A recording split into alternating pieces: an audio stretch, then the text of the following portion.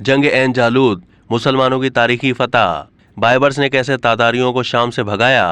तातारियों और ममलूक मिस्र के माबैन होने वाली जंग एन जालूद तारीख आलम के अहम तरीन मार्कों में से एक है। तातारी वस्त एशिया में मंगोलिया के सहराए गोबी के रहने वाले खाना बदोश और वहशी कबाइल थे।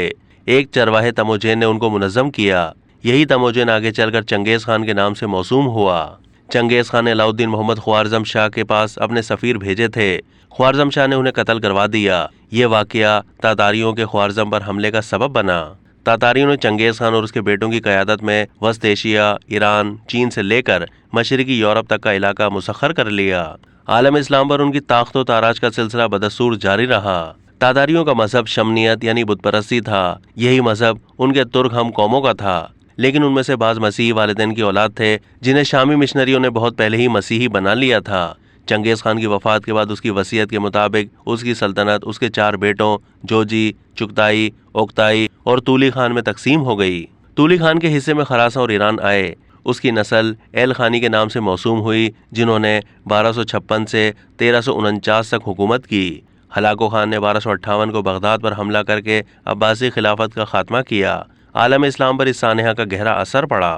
बगदाद की तस्खीर से फारिग होकर हलाको खान ने शाम की जानिब तवज्जो और अल नासिर अय्यूबी साहब दमिश्क को एक ख़त लिखा। इसके बाद दोबारा ख़त भेजा कि तुम्हें मालूम हो कि हम खुदा के लश्करी हैं, वो हमारे ही ज़रिए गुनहगारों, जालिमों, मुतकब्बिरों से इंतकाम लेता है। हम जो करते हैं वो अल्लाह के हुक्म से करते हैं। अगर हमें कभी गुस्सा आ जाता है तो हम लोगों की हालतें ख़राब कर देते हैं। हमने शहरों को हलाक और खुदा के बंदों को कत्ल कर डाला, औरतों और बच्चों पर भी रहम नहीं किया।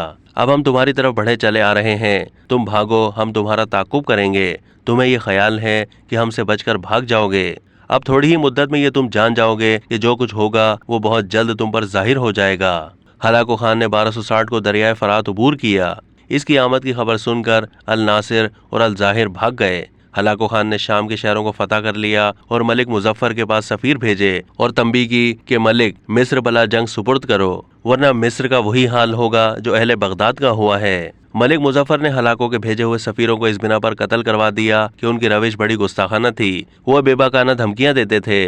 कत्ल की एक वजह यह भी थी कि ये मलिक उनसे लड़ने पर तुला हुआ था। वो जानता था कि दोनों सूरतों में तबाही है, लेकिन मर्दाना वार लड़कर जान दे देना इसे अच्छा महसूस होता था। हलाको खान शाम में तातारियों की खुद क़यादत करता, लेकिन उसके भाई खान आज़म का इंतकाल हो चुका था, इसलिए वो ईरान लौट गया और शाम में तातारियों की क़यादत कितबुगा के सुपुर्द की, जो ईसाई था। उसने शाम को बहुत बुरी तरह पामाल किया और लूटा। शाबान 1260 को मलिक मुजफ्फर कुतूज अपनी फौजों को सालिहा ले गया और मिस्री फौज की हिम्मत बंधाई। नासरा के करीब एन जालूद के मकाम पर फैसला कुन जंग हुई।